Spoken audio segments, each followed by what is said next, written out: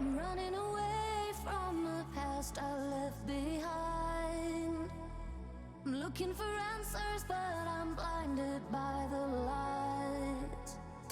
I'm lost in the music, and I stay here for the night. I promise I'll be gone in the morning, out of sight and out of mind.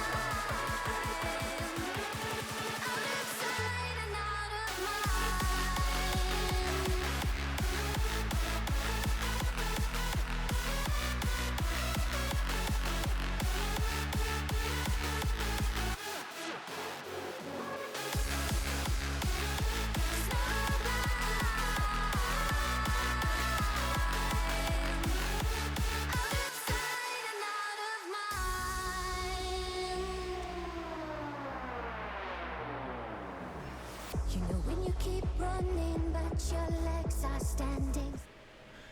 Hello, ladies and gentlemen, boys and girls. How are we doing today? We have some games tonight. Weapon, you and me, every day, you and me. Every day. There's no breaks on the gravy train. Okay, so tonight we have we have two matches tonight. Everyone's playing. 4 teams, 20 people, all trying to make their way to Challenger. But I will say, something that's more astounding than one of these Iron to Plat players making it to Challenger is Envy made it to Gold. Now that is a Christmas miracle. But first game of the day, Cavalry versus Knights. We got Envy resubbing out for Aerodynamic. He's been playing in mid lane for Cavalry, and Masana was ADC last time we saw him. But the ADC for their team has come back. He was moving houses. He's now ADC. Masana is back to his main lane in the jungle. Weaponing hyped.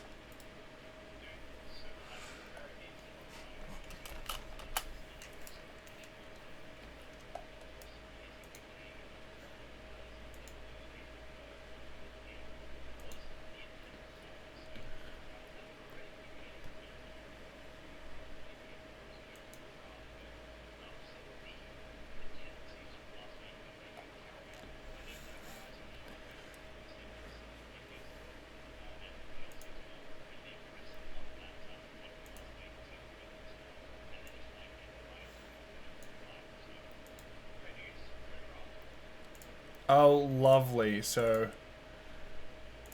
OBS does this fun thing where it changes my sounds from being on my headset to being set to default. And even though default Windows is my headset, so default should mean listening to Weapon, it still didn't want him to talk. Anyway, we're in Champ Select Weapon. Okay. Yeah, so can they hear me now? Everyone can hear you. Say Great. hi to the masses. Which sucks, by the way. But I have some horrible news for fans of Sharky's Syndra. It has been banned, as has the Udyr on the other side. So it looks like they heard me, and they don't want to give him that champion after last week's performance, where he just would not stop landing those Scout of the Week. Such a big reason why they took the dub last week. So it'd be interesting to see what he falls to now, if he does go for one of more of those sort of long-range control mage picks. Of course, things like the Victor. Things like, I actually consider Vex to be a bit of a control mage, at least in the early going. I think she's one of the better picks on this current patch, so let's see if that does go through. Vex is really strong. I'm not sure how prevalent Envy is playing playing these sort of assassin jumpy champions, which Vex is better against. She is still good against other champions, but obviously dominating against anyone melee just fears them away. Oh, thank you for jumping. You bring my fear back up more often. Wonderful. We got a ban of Jinx against Mickey, but not his Varus, which is the one that he's picked almost every game. Yeah, so Varus up and available, going to be potentially the first pick here. We've seen a lot of priority on that bot side from, I think, a lot of the teams throughout this tournament. So Mickey wants to snap out that Varus, would be able to get it. I'm struggling to remember what the pairing has been. It's pretty much always been a Varus and some sort of engager, like hook champion for features. So Blitzcrank does come to mind, is up and available if you do want to go in that direction, but looks like they're going to grab Dollop's Sejuani, so we know the shot call of the team loves to be on these playmakers, so we want to see some melee champions around this and really enable Dollop to get towards the side lanes and get some action rolling. So, information from chat. Apparently, according to Masana, he's double autofilled. Last week he was autofilled ADC. This week he's autofilled jungle. Man's a mid laner. That's right. Yeah, Latte did mention that. So. Oh no. Yeah. So we'll see how he goes in the jungle. Looks like maybe the Evelyn is going to be order of the day. Now Twitch is locked in, and if you've all been keeping your eyes on the LCK, you know that this may actually not be an AD Twitch. It is good in the AD role, but it can actually work as a support as well, according to Carrier. Please don't in my solo queue games. I would love that. It happens to me all the time. It's the worst thing in the world. It just, if it doesn't kill everyone before 5 minutes, it's terrible. I'm a magnet for AP Twitch support, I swear. Usually, every time I go mid lane, I get soaked up. The AP Twitch just shows up and half healths me before laning phase starts. And then I went top lane the other day in solo queue, got auto-filled, and went, oh god. Came into top lane, Twitch is top, beating me up level 1. Whoa! No! Lock it in! Okay. You won't! Lock it in! You do want potentially something melee here to complement the Sejuani. Really, you only need that one auto attack, so even like an Akali would work. The Aurelion Soul would be very unusual, but... Oh, the Mauser! The OG! There we go, Envisa's pick from a million years ago. Will work okay against the Viego. Twitch should be out of range for that, but otherwise, Viego is pretty annoying. You can just press the skill button onto him. Viego is no longer a champion. Into that, we're going to have a Cassawid. I feel like Cassidon... I think Malzahar's pretty good against that. You can stop the Cassidon from jumping around and being annoying. Your team can lock it down with just one click of a button. Malzahar's not a bad choice. You definitely can, but I don't think it's the target you really want to be using that ultimate on, because it just frees up the Viego and the Twitch to just unleash on you. It does hold priority early, for sure. You can outpush the Cassidon, because it is Cassidon. But I struggle to kind of see what other value the Malzahar lends here, because, classically the counters to Cassidon have been these kind of AD mid-bruiser champions like the Aurelia that we've seen so much. But we do have solo lanes yet to be picked on the red side, so... they are going ahead and targeting their own Darius, or banning Darius for themselves, which is odd, for sure. We'll have to see where they go with this, because who do we have? Doc's Darius is really good. Remember, Among Us fan was saying that he's the best player in the whole world because his Darius Basin is the greatest, so... That's right. And apparently they've been listening. Yeah, we also have the Aatrox option as well, so another champion that could stack up the passive for the Sejuani. What I'd really like to see, and I know we haven't seen it work in this tournament, I guess, if what we call it, would be the Cassante. I think it's the most potent combo alongside that Sejuani. We did see Among Us fan play it. Yeah, we did, but we haven't seen it alongside the Sejuani, I don't think. No. And Cassante, well, Sejuani really does cover a lot of the Sejuani. Sejuani covers a lot of what the Cassante lacks, with no real long range engage. Has the ability to get the Cassante in there, you stack up the passive, and you murder things. But like this, look, if we're going to go for it, it's going to be something to lock down that Varus on the backline for the Leona. So we have yet to see a support. You could go something that could just basically bully out the support if you want to go for one of those enchanters. Lulu is up. You've got... what other... We don't want to see Janna again. So, in the podcast, then talking amongst everybody, a lot of people are saying that the top laners are some of the best players in the whole game. A lot of people are spouting Doc and Kelsey as maybe contenders for best player out of the 20 players. These guys are against each other, Weapon. This is going to be a high matchup in top lane. Yeah, and they're keeping their picks for last too. They are holding out the cards. There's a lot of resources being put into top lane. Yeah, Doc still has the Aatrox available if he wants to go to that. Of course, it does open a few potential counter picks. We saw the Olaf be pretty effective into it, but I still think you can throw this one down. Aatrox works pretty well with everything you've got here. Fiora's another option, and I can see that as a blocker pick for the Cassante, not that it's going to be a threat from the other side. Blocks a lot of picks, actually. You really don't want to play a lot into this Fiora, so I think you're kind of stuck with Jax if you're really good at it, and then you're really starting to scrape the barrel, and I'm not sure where you go from there, Mayhem. We're about to find out. Kelsey, do you remember what he played? Renekton, that I remember. Yeah, the Renekton And was quite that good and works into the Fiora. You do does definitely it? get the push on I it. guess. Oh, this is Oh, a skill this is- matchup. This is a tough Yeah. one. Okay. Camille, if you are standing next to the wall, your E is way less projected and you can get the stun off. Otherwise, if you're flying in from space, Fiora is just going to stun you. You can't move, so it's not like she has to aim her stun. You're just going to get stunned straight away. It's a tough matchup. Camille can make it work, but I'd say it's Fiora in favor for sure. Yeah, definitely. In the early going, that riposte is going to lend you a lot, but I think what it really does give you is the ability to dive onto the Varus. Look at this composition. There is only one champion on the entire lineup on that blue side who is doing any significant amount of damage, and once again it falls to Mickey D, who's been very much a superstar in the way he moves around these fights, the way he holds that flash until the very last moment. But with so much being thrown at him from the Viego, Camille, Cassidon, and even Leona, and then a Twitch who's going to be pelting you from about 4 kilometers away, this guy really has his work cut out for him in this game. So you reckon we're going to see Blade the Rune King Twitch? I think it's a pretty reasonable first item, but I think the Twitches these days tend to really go the full crit build because it's just so good and it just scales so good into the late game. I don't really know what the Blade of the Ruin King offers here, besides maybe the ability to do a bit of extra damage here to the Sejuani and get away from a Fiora if she gets on top of you with a flank. But you've got so much protection. I have a lot of challenger ADCs on my YouTube shorts, and a lot of them complain about Bork Twitch. Just blowing people up, steals your movement speed, runs after you, just pops out of nowhere. You can't run up to farm. He could be anywhere. Anytime he backs, the whole map is terrified. This champion can just kill anybody. And if they have a Bork, it doesn't matter if you're Sejuani or Varus, you're going to get blown up. Yeah, it could be good here for sure. It kills the Sejuani, but I don't think it offers a lot of value outside of that. But remains to be seen. Could certainly be the option that Blue Liquor goes for now he's back in the squad. Yeah, we haven't seen any games of him yet, so this should be an exciting experiment. I'm really happy to see Fiora versus Camille.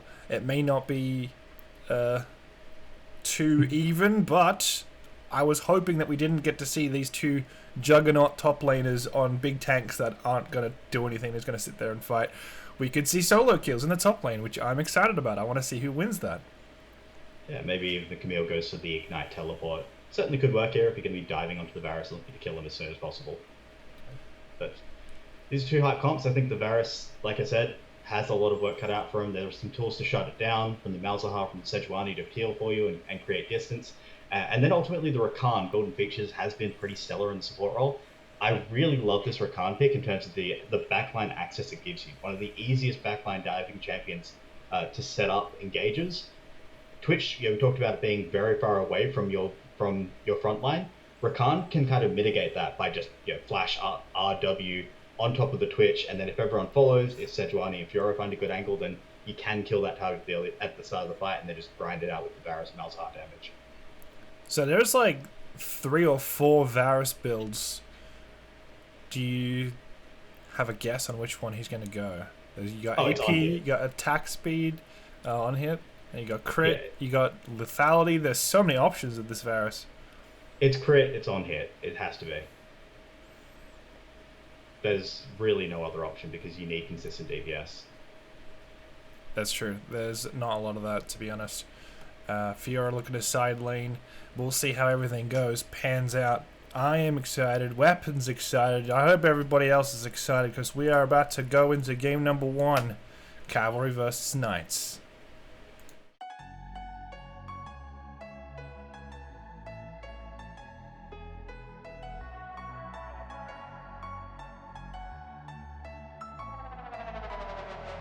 I'm running away from the past I left behind.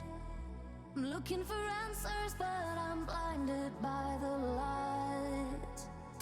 I'm lost in the music and I stay here for the night.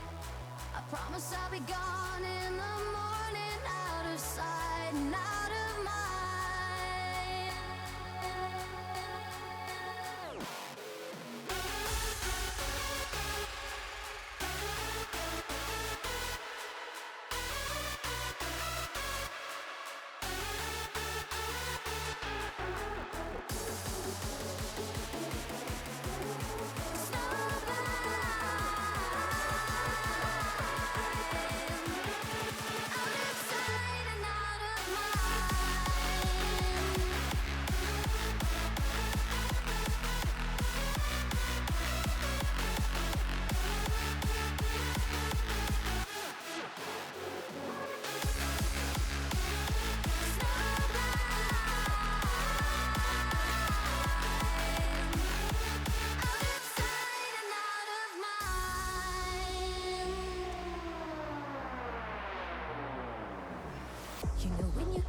running, but your legs are standing still. It's like you're stuck in a nightmare, but you keep doing it for the thrill. Well, this is reality, you only live it once, so wake up from your dream. But just for tonight, let the lines get blurred, let your thoughts be free, let your thoughts be free.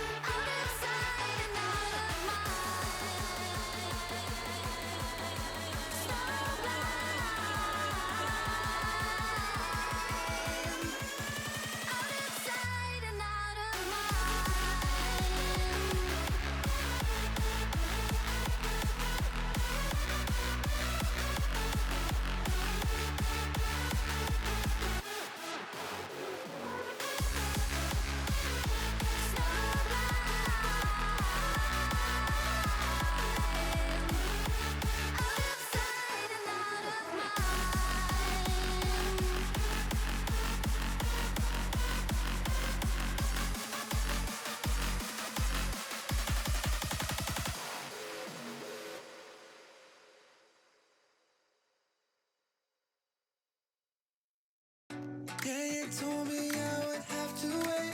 After all these conversations would result in nothing.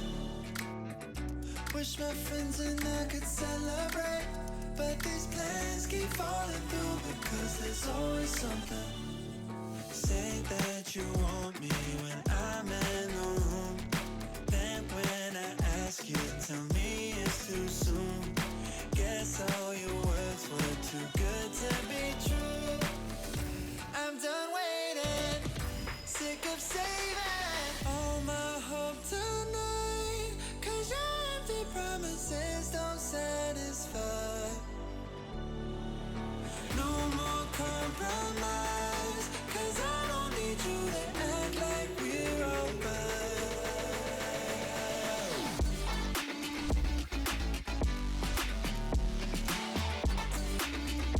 Act like we're alright.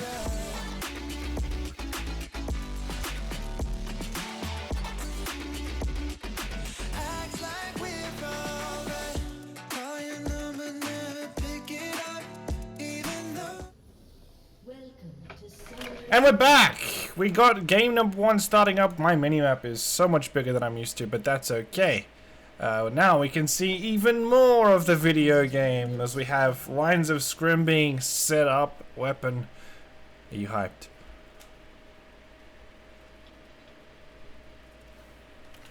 I muted myself on Discord accidentally, but Nice. at least the stream heard me, so it's all good. Weapon. I didn't hear a thing, so whatever you said in that intro, I wholeheartedly agree. You Yep. could have said absolutely anything. Yep.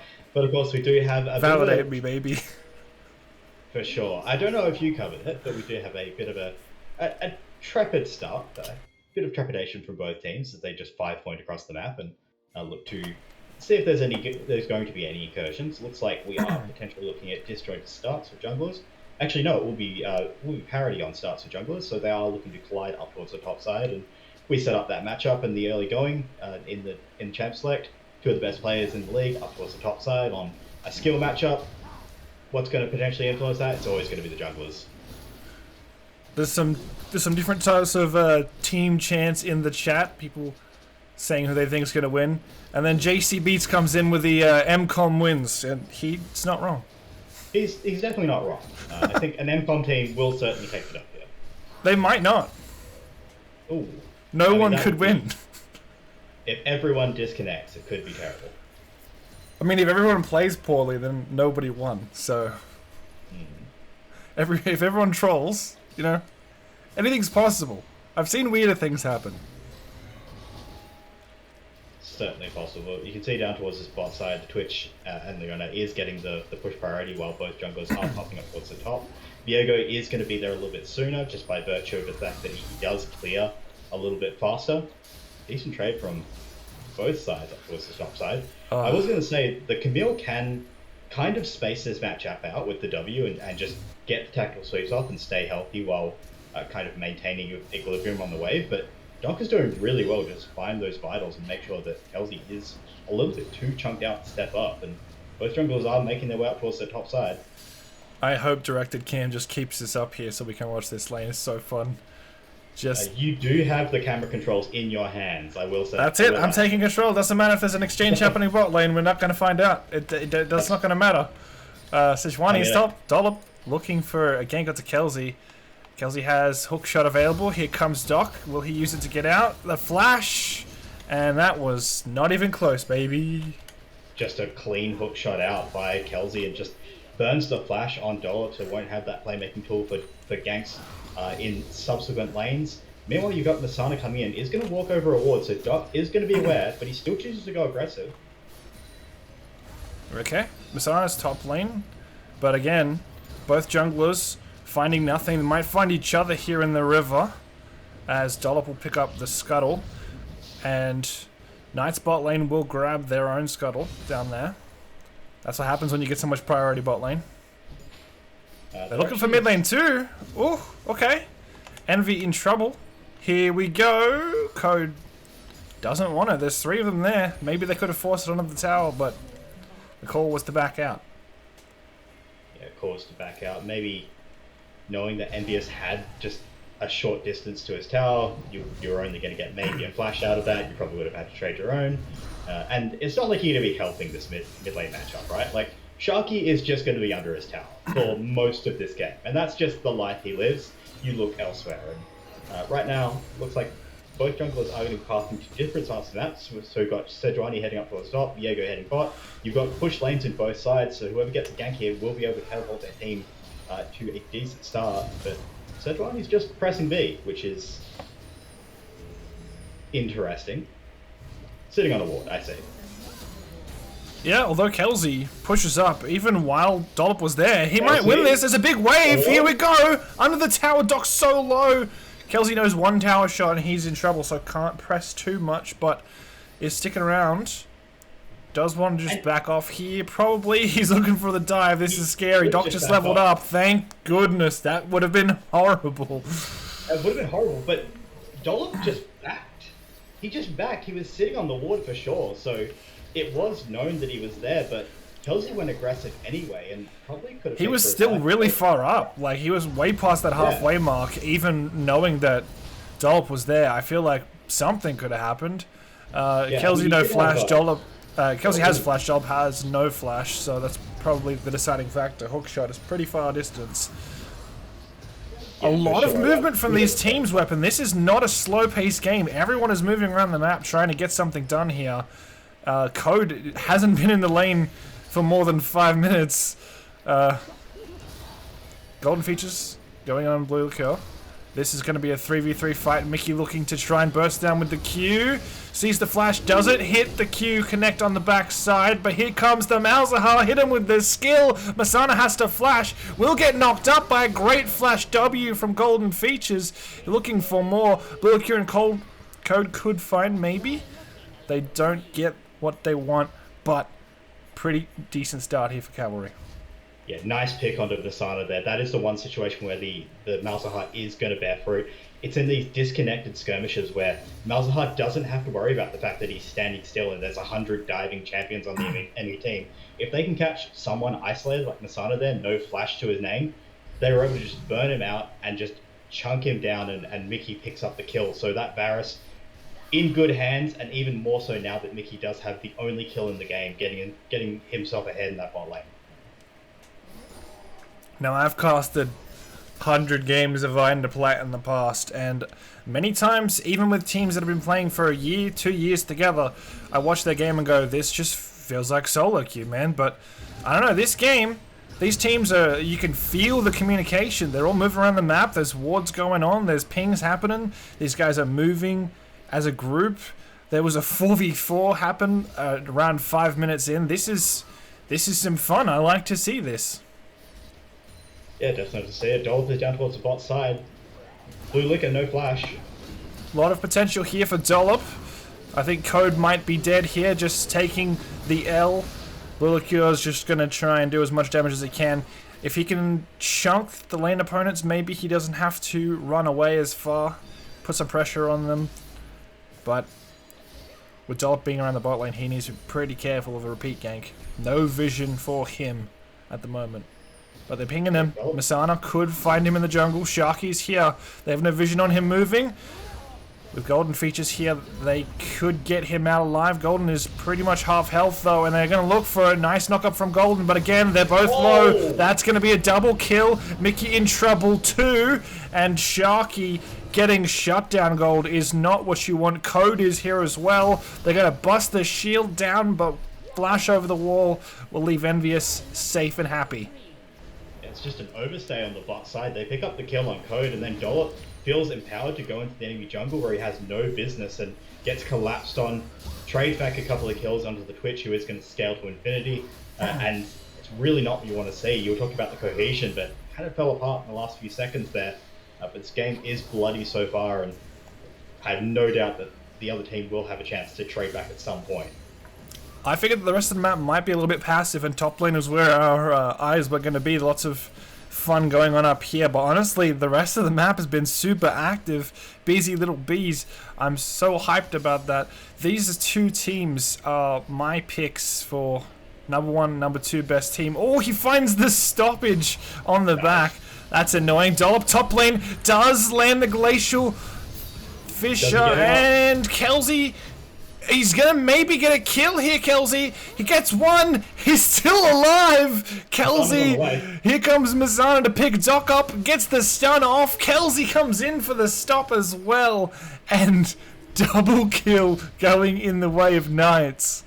That was sick. If we had any questions about who's the better top laner out of the two, Kelsey making a pretty damn good argument for himself, survives the 2v2 dive. Masana comes in just in time to clean up the kill, and this bot side is going well for them. Even the top side going well, bot side going well, and this Kassadin got that shutdown gold. So this team that scales to infinity with the Kassadin, with the Twitch, with the ability to dive onto the backline and shut down this Varus, is certainly finding the gold on the carries that they need. So there needs to be pressure from the blue team. They need to keep this up and shut down the Kassadin, shut down the Twitch, and find a way to stop Kelsey from running away with this lane.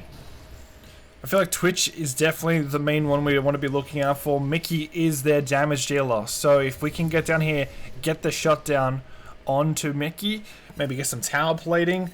Look, this is where Dollop is looking as well. Glacial Fisher coming up soon. We'll look to try and lock this rat down when it comes up. Pink ward in the back there from Code will stop any shenanigans. They're going to ping it out. They know what's going on. But a lot of pressure should be on Blue Liqueur here. Here's the engage. Mickey could just kill him outright, not even needing Dollop. The flash, but the ignite will burn him down. Code will get out of here alive, but really well played. 2v2 soloed by the bot lane.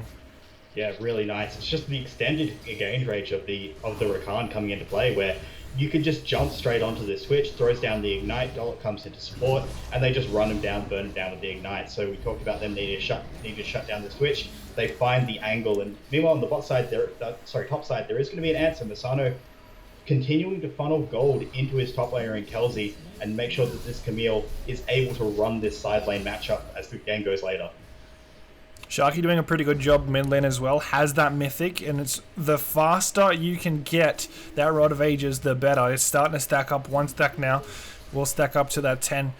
It's more important to get that mythic first than probably any mythic in the game. The stacking is important. Here comes Sharky, flash slow onto Mickey. He uses the flash to get out, but another ultimate from Sharky should lock this down, and Golden features will be able to make it out just barely, but Dollop is here. The support and the jungler, do they have enough damage? Here they go. Here comes Envious, but Masana is here in the back as well. Gonna use his ultimate, will end up finding Blue Liqueur, but with Masana coming down as well, it's just gonna be a massive cleanup here for Knights. And you can see, once the damage is down from Mickey, once this Varus isn't part of the fight, there's just nothing else to bring to the table. Yes, the Malzahar ult lands, but they just turn and burn him. But Doc's throwing down the ultimate on top side. Oh my nice. god, I only barely just missed that 1v1 on top, but here we go. Doc finds the kill into Kelsey. They're going to look for platings on the bot lane as well. Just shutting my door because I have roommates and I have forgot to shut my door and I don't want to yell the whole house down, so be kind to your housemates, guys. We do. Really solid shutdown on the top side. These guys just going blood for blood in the top with the Fiora Camille matchup. And a big injection of gold into the Fiora, so it was feeling like Kelsey was starting to run away with that matchup with the assistance from Asana time and time again, but Doc is holding his own and is now going to be able to shove out that lane, is going to be able to teleport to any play that they want to make around the map as this 14-minute mark comes in if they find a decent flank ward. The Camille likewise, so still have yet to see these towers break open, which is really I think the breakpoint that both of these teams are looking for, where they can start to play around that split pushing member in the top or bot side, wherever they deploy them. It's been surprising that with all the brawling, we just haven't gotten to that point. But Oh my god, Blade the Ruined King is so strong. The second you get that item, you can just beat up Dolph. It's not even a fair fight. Even if Dolph had a mythic, it's super difficult. Masana, okay, here comes bot lane. Golden Features is going on Blue Liqueur. The snipe from Mickey. He's waiting for the exhaust to go down so that he can look for it. But in the meantime, just going to try and beat Code up. Here we go. He lands his ultimate, and that will be good night. The burn from Blue Liqueur is still there, but I think Sharky might just clean this up. He is so strong. Mickey is trying to lifesteal, but he doesn't have enough. There isn't too much you can do against a fed Cassidy. Envy's going to try, but they might not even have enough damage. Look at the health that Sharky has here. Even if they ult him, he's going to get out on a couple of health. It'd still be fine. yeah, absolutely. It's all on Mickey to do the damage in these fights, and if he goes down, you can see valiant effort there, traded back a couple of kills, but Sharky does come in, inevitably gets the kills, 5-0 on 3 on this Cassidy, and has the Rod of Ages stacking up, so he is getting absolutely massive and will hit that 2-item spike at a pretty comfortable pace, probably for a 20-minute mark. So it's multiple threats available on the red side where Mickey just has to do it all, and you want to see some organization, I think, from the blue side around these objective fights. You've got the Envy's in trouble. Code is going to stun him. He gets double stunned by Masana, and he might just completely drop here. Gonna get Masana low, but should be a-okay. Weapon, I really need to know, what can Mickey even do? Look at this team, man. Camille, there's like 5 members who can dive on top of you. Golden Features getting dove on as well. He has the ability to run out of there, but Mickey is a static ADC. He needs the full might of his entire team to try and stun up these members. But honestly, with the go button, the trigger being pulled, and it can just happen so quickly, he might even die before they even get the opportunity to use their CC abilities. What does he do to survive this? I mean, you have to start thinking about things like QSS to get away from the CCs coming your way. Maybe it's a consideration, but I think ultimately what we're going to see is if they can keep this game relatively competitive, trade back and forth gold and objectives, there is a world where once they get to the team fight phase, that they can start to organize their battle lines, because a lot of these picks have been disorganized. You haven't had your Dollar or your Envious to protect Mickey. So whenever they're going in, it's always Envious rolling up late, Dollop rolling up late, and by that time Mickey is already dead. And this time they have inside track on this Baron. They're going to be setting up some forward vision, so they will see the threats coming in. Envious does have the ultimate coming off cooldown. Have to see if you can find that key target and let Mickey do the damage. They're going to find Code here. This could be nice, but again, eyes on Mickey. Right. So there's the shutdown onto Masana. Rooted is Sharky, so he can't do anything, but in the backline here, Blue Liqueur's doing so much damage, but it's just not enough. He was attacking the front line. Mickey's full health on the back of this fight, and a 4v4 goes so cleanly on the way of the Cavalry. It's so clean. Profit Weapon strikes again, by the way. They set up their battle lines. They see the members coming in. They save Envious' ult for that key target, which is going to be Masana as he goes in. And then finally, you have the extended engage range of Golden Features on the Rakan to clean up the fight as Sharky is going away. A bunch of gold is funneled into the pocket of Mickey, who is your key carry, and you get the dragon to boot. So Blueside here, I forget the team name because there's so many of them. Cavalry. Cavalry, thank you, coming over with a resounding teamfight victory. Oh, the 1v1 top! Kelsey kicks a minion! He Q2'd a minion, that would have been a solo kill, but he's still going to look for more, I think. Oh my goodness gracious. What a slight misclick there, but Kelsey had that. He still wants to stop the back. He is gaming for it, I can see it. I can feel it in his energy. Okay. They're going to start up the Herald here, but with the back timers, that means Knights are going to just grab this one easy peasy. That misclick was... Oh, I feel for him. I feel for him. Yeah, it's rough stuff. I don't necessarily know would have been the kill, but it would have been very close, especially with people collapsing. Could have set up a dive, but simple objective. With Divine Sunderer, man, that's definitely a kill. Camille Q2 is so strong. Potentially, but yeah. Simple objective trade off the reset timers. They do manage to pick up this Herald, so they are storming into the base. This game continues. 3v3 mid, here comes the dive. The trigger has been pulled, and the backup wasn't there in time, but he's still alive! Still alive! Still alive! Mickey in the back line doesn't fall. He was on 5 health. How did Sharky not finish that one off? That was so close.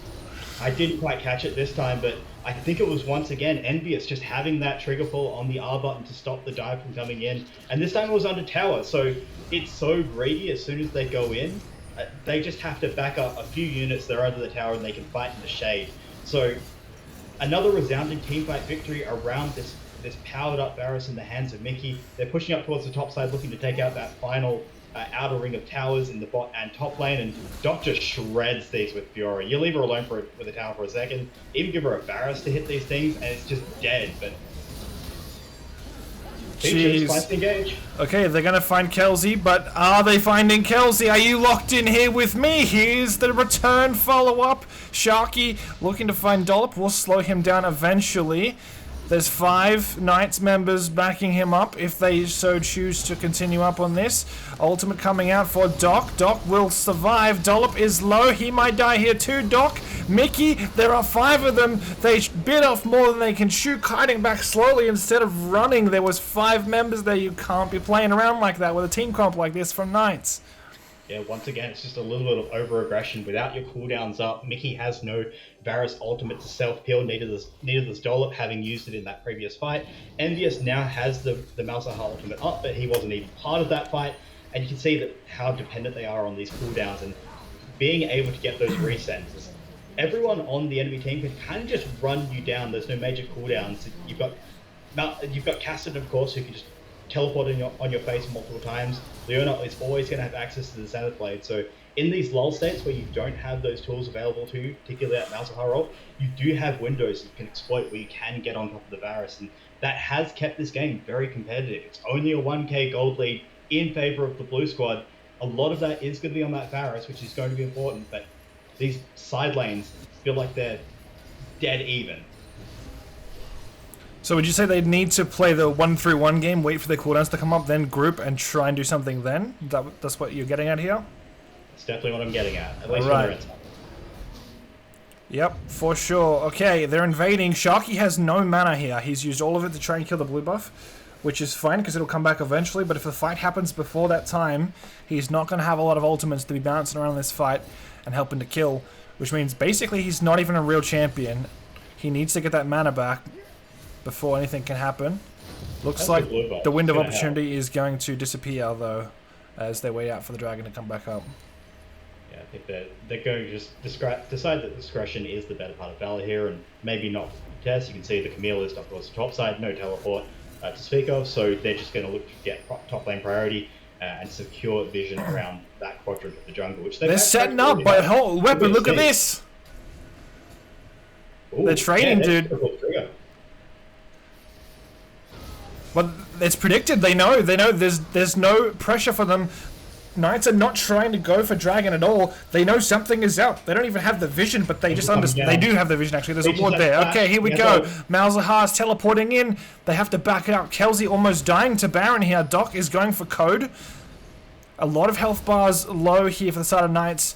They've deterred them from getting the Baron, and They're going to get the push out on mid lane and go straight for Dragon. But is that going to have Knights pull the trigger to go back onto Baron? It looks like it is. There's no vision here. They didn't set it up before they left for Cavalry. So they're going to think that they've knocked them off the Baron. But in reality, it's a bait and switch. They've just gone straight back on it. Yeah, they've just turned straight onto it. And they don't even know about this. It's going to be They're so low. Down. They're so low. Golden can maybe knock them up here. Gets one, gets two. It looks for the backline, but don't overextend too far in. Masana will be able to use Golden Features' extreme movement speed to get out of there alive. But trading one for Baron is not a bad deal at the moment, but will they lose more for it? The Cavalry members are pushing down top lane. They get the second tier turret. They might be absolutely A-okay and fine with losing this Baron, but we can see a lot of setup coming on here. Masana in the jungle, Sharky on the wings as well, and Cavalry will just back off. They traded Dragon and a kill for Baron. Once again, it's just a fatal mislet from our blue side here. They did this last week as well, where they failed to retake around the Baron after winning a fight and gave up a unfortunate Baron to their opponents. And once again, they fall prey to the same gambit from their opponents in this fight, the Knights, which I'm gonna get eventually. I will learn our teams, but really slick play as well, I think, from the Knights to just have the audacity to just go back to the well. And this is Blue Liquor without flash, so if they find the angle onto that AD carry, the Twitch is dead, and you just kind of lose the fight by rope from there. So, love the daring from them. Just do it. They just did the damn thing. I'm not surprised that you don't know the team names. I'm surprised that I remember them. I'm very pleased with myself because I'm really bad at names normally. So happy days for me. But this game, out of two of the teams that most people put as number one and number two, or just tied number one for best out of the four teams, this is delivering as a fun, exciting game. 16 to 15, 24 minutes into the game. Dragons are all going down, objectives happening all over the map. This is fun, action-packed, everyone's grouping. Some macro mistakes, but the fact that they're grouping and doing macro things is better than a lot of Iron Plat teams. So even with these mistakes, if they jump into those tournaments, they still might be getting W's. But always room for improvement. Coaches will be helping them out, Weapon. Yeah, it definitely shows I think some of the coaching that's coming in from the organization. And the CS numbers are actually not too bad either. There have been resets where these solo laners in particular have been able to pick up a reasonable amount of CS. You'd probably want to see more on at least the Kassadin, but they are getting it done. You know, the Malzahar is a little bit more obligated to group up. Kassadin a bit more self-sufficient in the side lane. So we'll be looking for that CS lead to just balloon out over the next few minutes as Kassadin just scales up into this absolute beast. He's already there with the double items completed, but he's only going to get stronger as this game goes on. So potentially putting a bit of a clock on this game. Right now, Baron looks like it's not going to gain a whole lot at this point. Maybe a single outer in the bot side. I think that's going to be the one thing you do claim for yourself. And it's not going to lead to a huge gold lead. So despite the big objective take, I still feel like the blue side here, the Cavalry, are actually in a good spot with Soul Point to threaten in about 2 minutes time as objective does come back up. We were worrying a little bit in Champ Select and thought of this game whether this Malzahar was going to be able to be as valuable as, say, Vex or some other wonderful pick. I still think Vex might have done better here, but honestly, Envy is pulling out a pretty decent Malzahar game. It's doing what it was designed to do. It's ulting key targets. It's saving his teammates. 4-2-5. He has good farm, decent items. He's doing a pretty good job. And that's the most praise you'll ever hear me give Envy. And I was going to say, how does that feel for you, buddy? You need to write that down. You need to put that in the annals of time, because that's the first and last time I'll give praise. He's doing a pretty good job. Yeah, you are right. And a lot of the time, it's the way that the fights are broken out, where it's not a target-rich environment. It's that single incoming target. Usually it's Masana, who he has been able to lock down, and they just work their way through the remaining targets. So I think from here on out, you do have to look to the Knights to actually look to come in from awkward angles. Kelsey needs to find those flank angles to get on top of the Varus, so that if Envious is standing still, he just gets blown up and he doesn't get to do his job in protecting the Varus, because Varus just dies from another angle, basically. But right now, they're doing a really good job of controlling the vision around these choke points and making sure that anything that is coming their way, they do see. Camille does have teleport, no wards to speak of to go to, so... Golden Features by himself too just has so much area of effect CC. They all jump in, they all get charmed, and then when the charm ends, they get knocked up, and then when that knock-up ends, Dollop knocks him up. They have what they need, but the thing is, Mickey is their bread and butter. He is their guy. Doc is doing okay damage, but honestly, if Mickey dies, it's going to be tough. Dollop is going in. They're the aggressors this time. They're not waiting for them to be engaged on. Mickey is staying really far back. Great spacing here, but again, the dive. If they dive in, they're not defending Mickey. Mickey is surviving barely by the skin of his teeth. Kelsey tries to keep him down, but that's not going to work. In Cavalry, being the engagers when they have a protect the ADC comp, this is exactly how it was always going to go.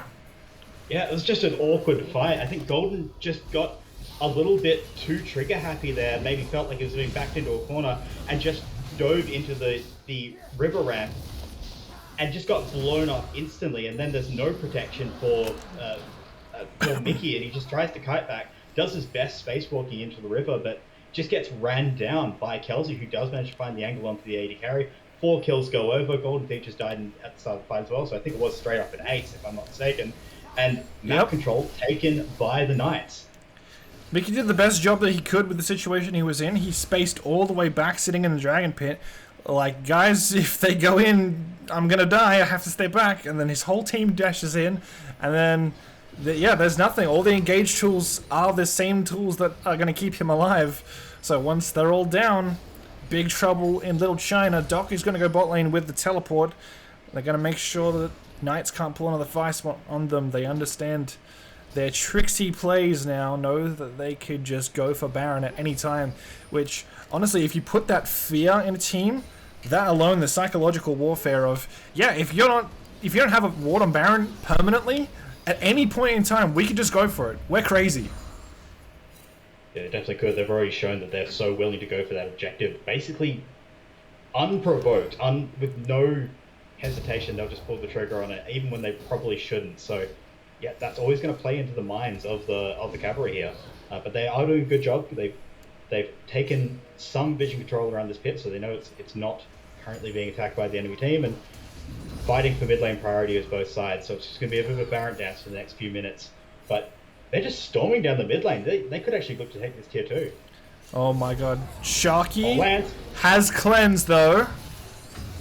And the engagement is a bit fishy. Here we go. Varus in trouble. Kelsey going to solo in the back line. Mickey will survive for just a bit longer. Is that going to be enough, though? Doc is here, but with the blue liqueur damage, he will burn down the front line and easily take this fight for themselves.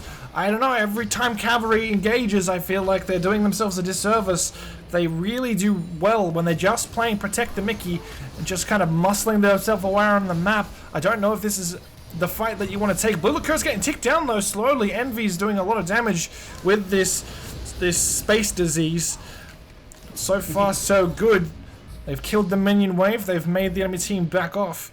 So they've salvaged the tail end of that fight, but Weapon, they should stop engaging, I think. Yeah, good moves by Envious to stifle the bleeding. It's the one thing that Malzahar does offer you, is the ability to just instant nuke waves with the E, with the W for the minions, and the Q. You just melt those waves and you ensure that you don't lose anything more than that tier 2 in the mid lane. But this time again, it was Kelsey finding the angle on top of the Varus, uses the Hextech ultimatum, and just locks him down. And there's just nowhere for Mickey to go. Doesn't even have the flash, so wouldn't have had an opportunity to use it anyway. But if he had, maybe he would have been able to flash backwards and get on the tower. But oh no! To get out of the oh no! Blue Liqueur's going to find him. Masana's here as well. The rest of the team, this is what they want to try and defend the ADC, but he's too far out. There?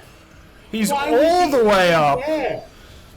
I don't know what he was doing there. Maybe looking for mid lane push so they could sneak into the river, but there was just no excuse for being there. And now they're just going to give up a free Baron because your single DPS threat is gone. That's it. That's the whole team. Your entire team is built around defend the ADC. The ADC is by himself. There is no way to defend him. And then, yeah, now Knights can run around the map, do whatever they want. They got Baron. They got Mickey down.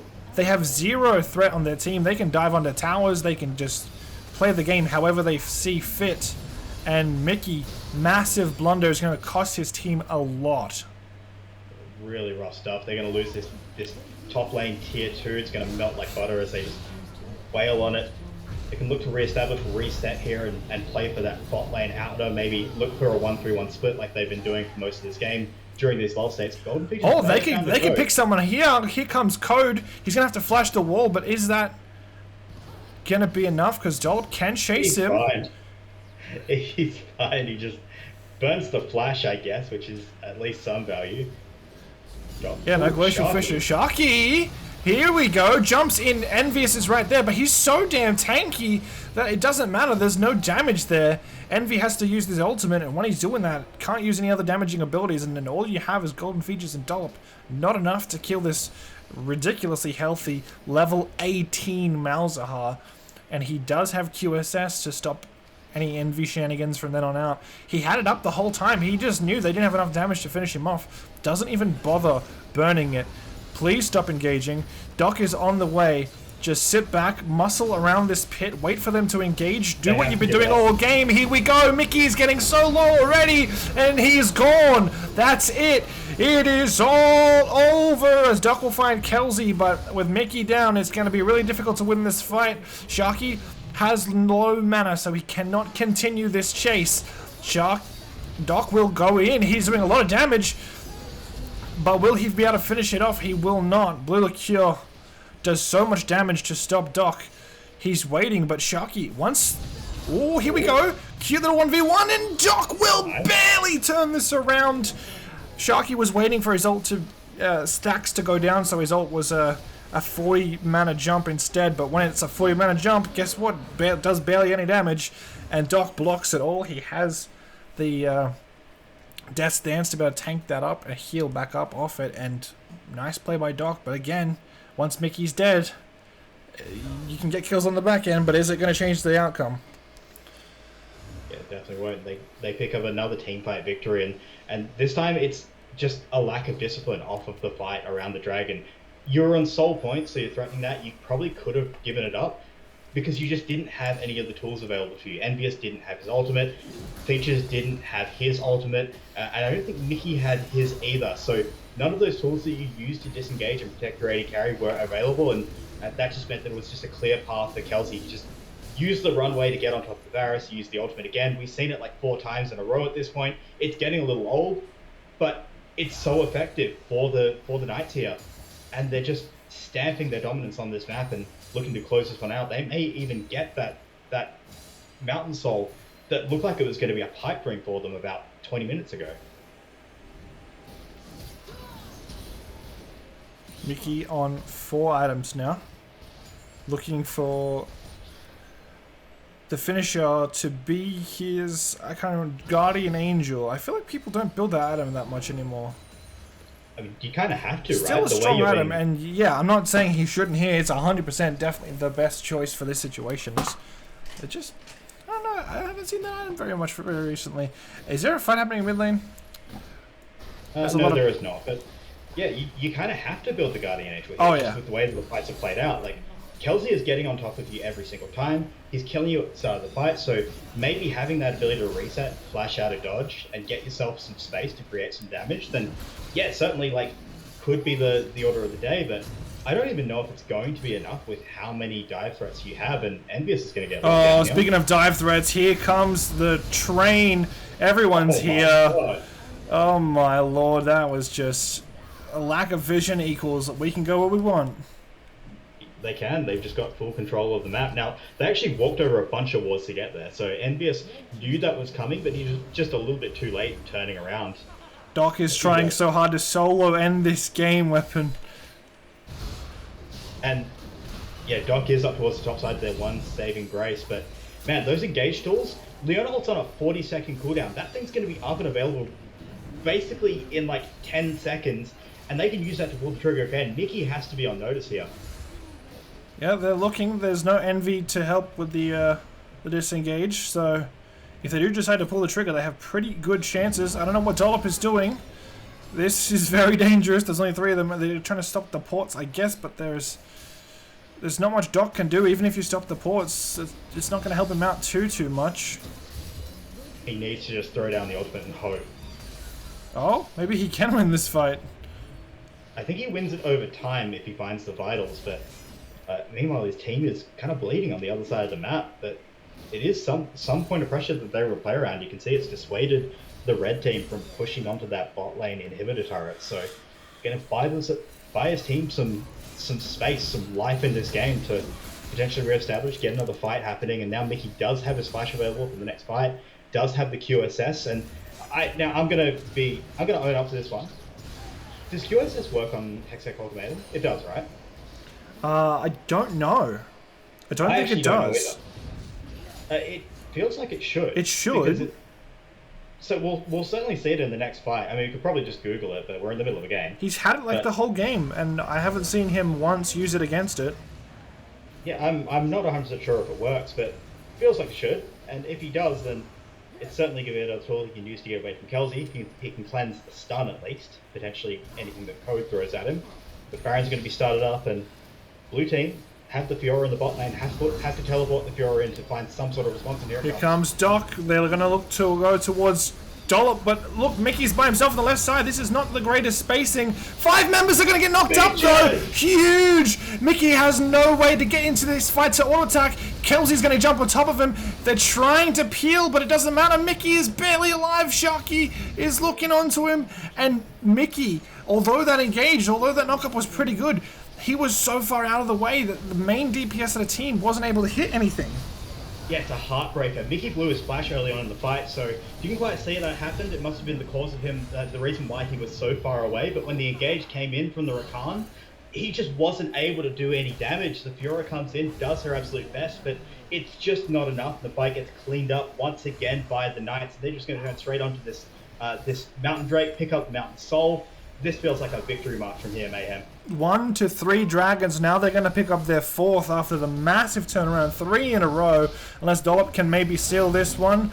Doesn't even have the opportunity to try and will get picked up for his efforts. Kelsey's just going to kick him in half, as you like to say. And then they've got Baron. It's true. That's what she does. It's grotesque. It's a lot. They have Baron, they have Mountain Soul, they're so tanky if they do look for the dive. They're going to have the Leona ultimate up and available as Leona comes in. Everything is ready to set up this dive, and Mickey is going to be public enemy number 1 for the Red Squad. Yeah, has been all game, and he was, I swear, that fight where they were going on to Dollop, Mickey was in the same position on the north side and had 2 less members. Could have gone for that. That's pretty nice. There's a CC, but he's so low. He's so low. There's nothing burning left on him. Oh my god, how did he survive? The tankiest mid laner in the whole world.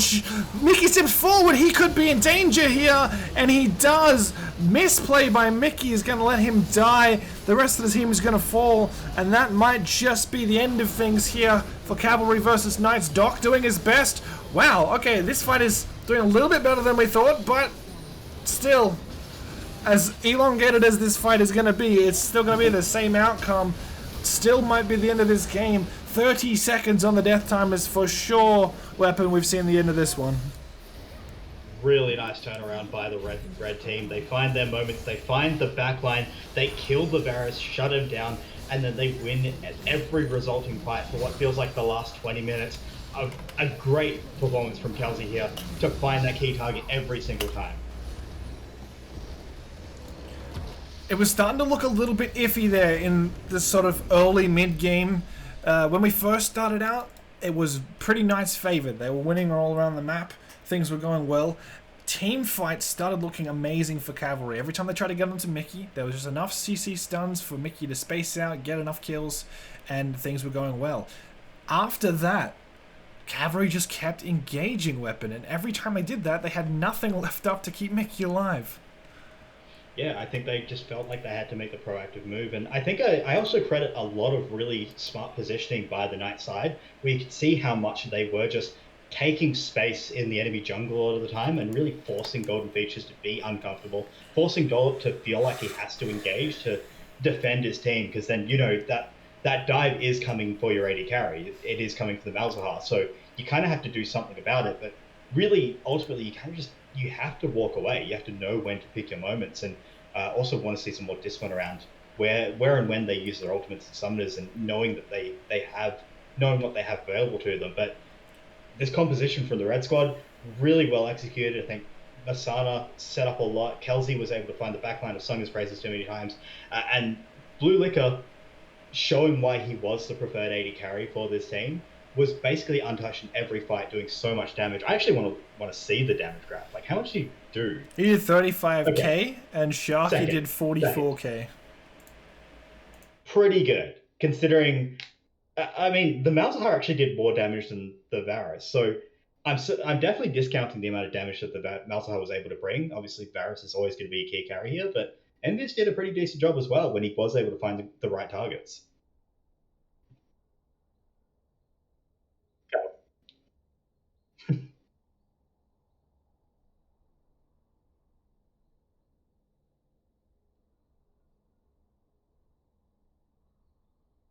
Indeed. Game 2 of the night. Hey.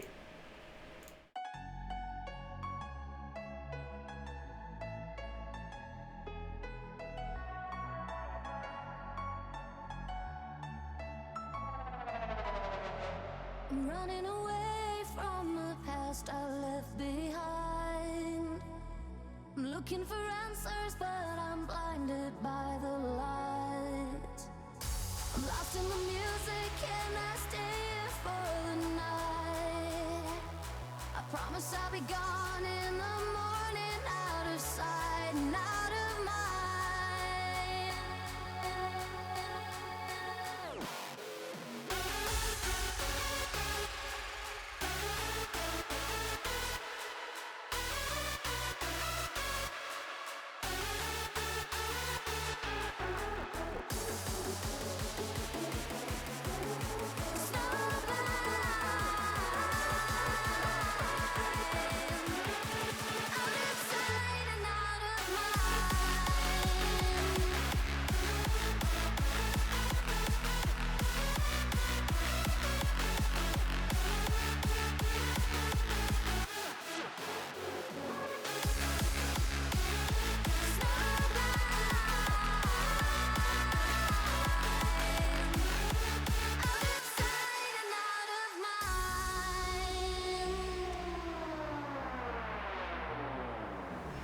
You know when you keep running, but your legs are standing still. It's like you're stuck in a nightmare, but you keep doing it for the thrill. Well, this is reality, you only live it once, so wake up from your dream. But just for tonight, let the lines get blurred, let your thoughts be free, let your thoughts be free.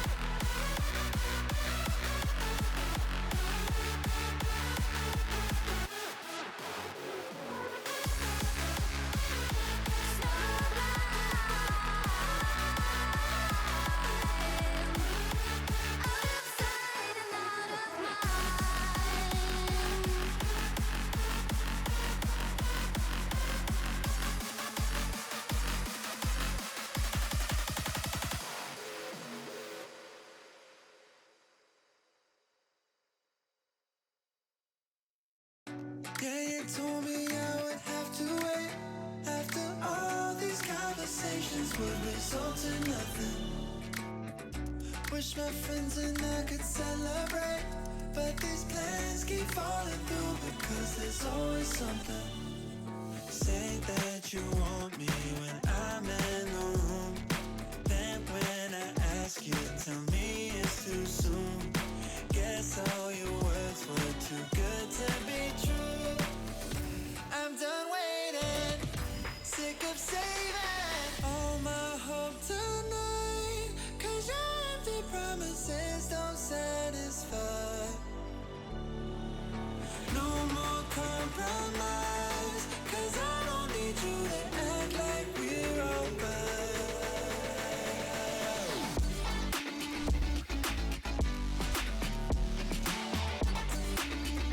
Act like we're alright.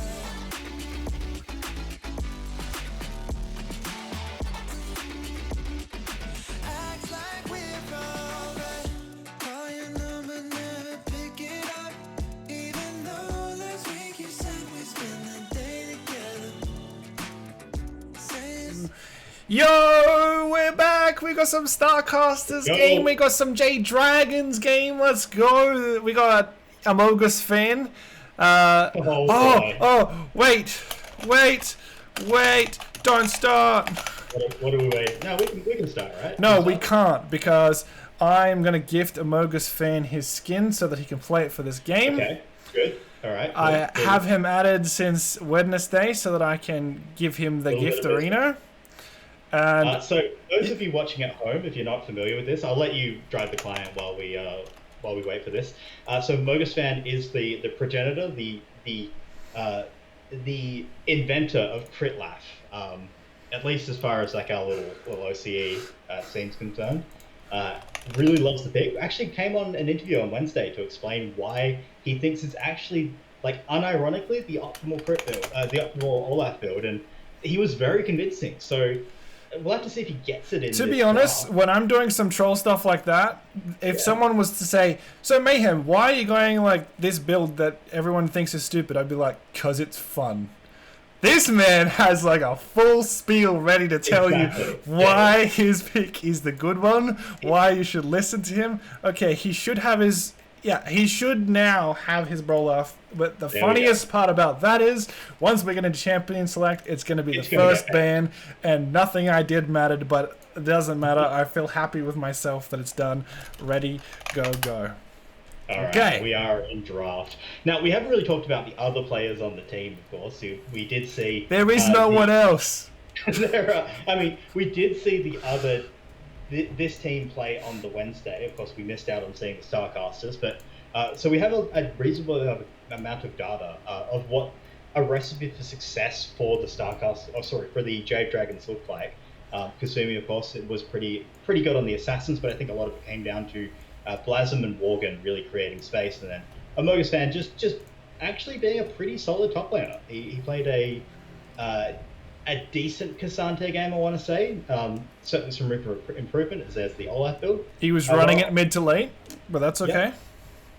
But then on the other side, we do have, of course, the Starcasters, a team that we saw last week, who maybe have the benefit of being the ones who are sitting back watching what was happening on the Wednesday and taking a few notes on how the Jade Dragons like to play. And I think a lot of it has to come down to Shania Kasumi on these roaming champions.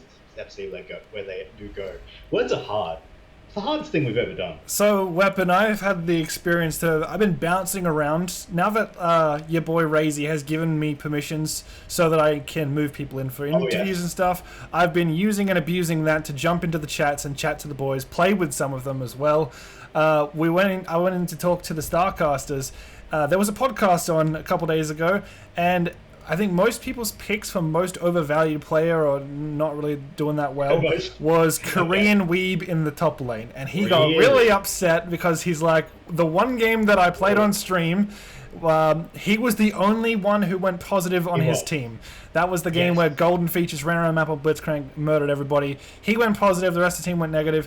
Fair enough, but everyone's sleeping on Korean Weeb, and I think he wants to come prove himself this game. Doesn't want to verse that Olaf for sure. He's probably communicated that to his team.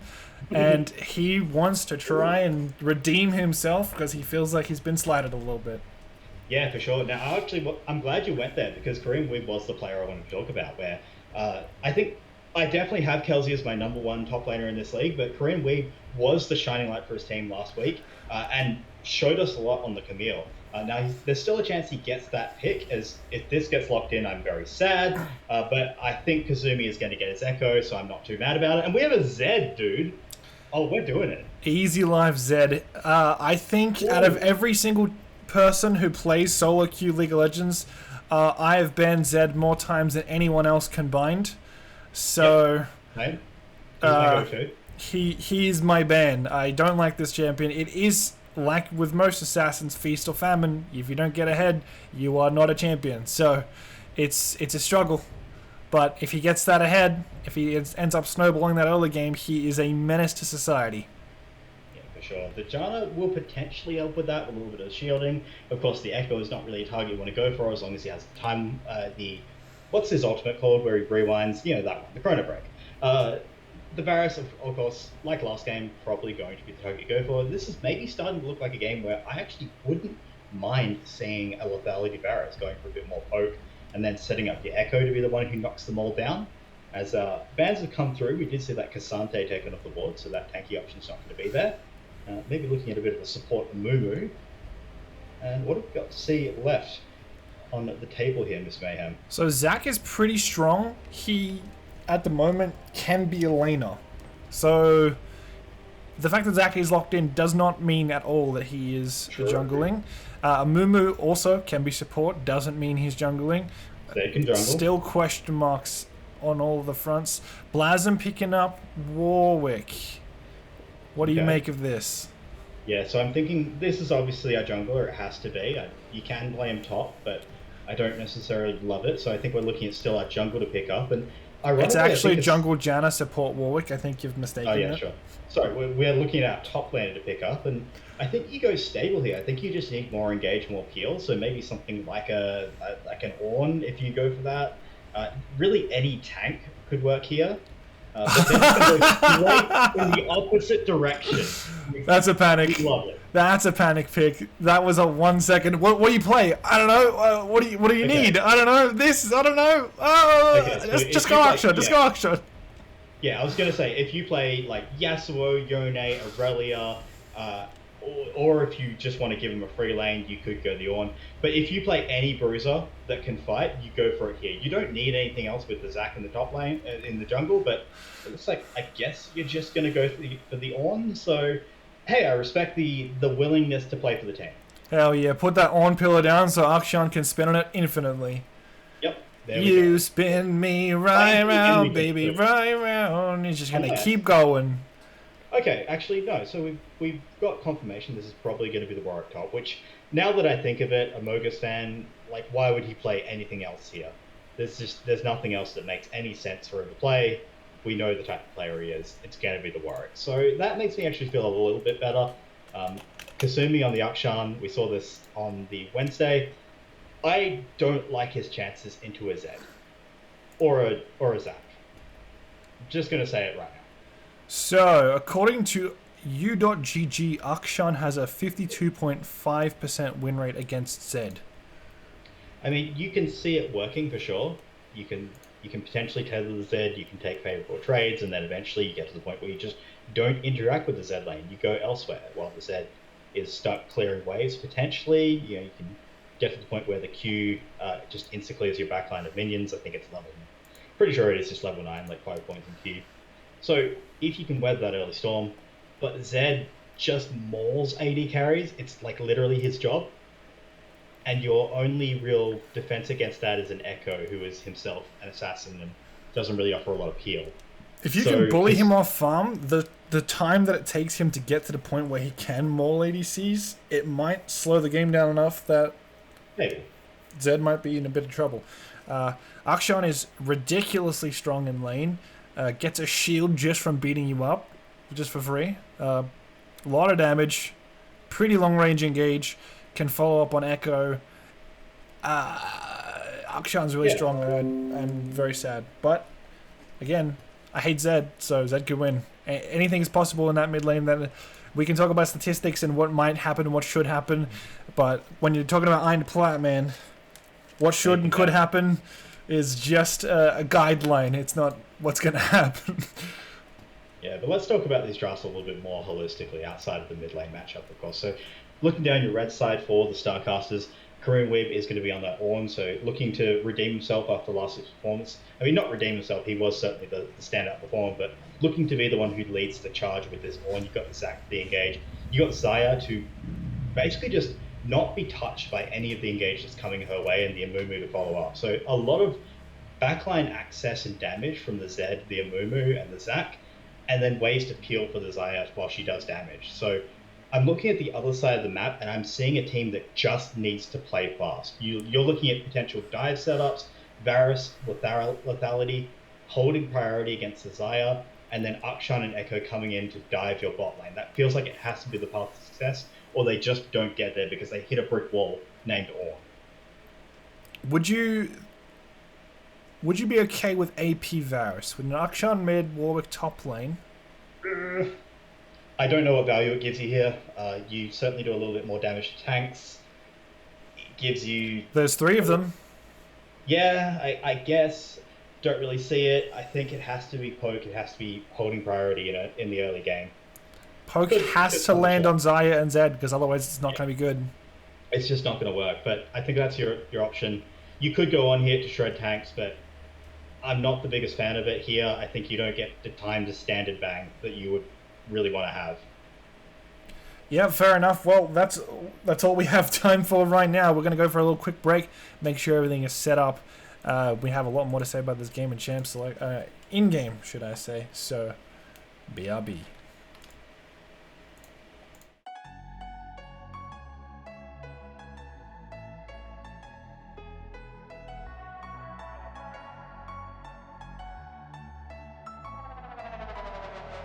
I'm running away from the past I left behind. I'm looking for answers, but I'm blinded by the light. I'm lost in the music and I stay here for the night. I promise I'll be gone in the morning, out of sight and out of mind.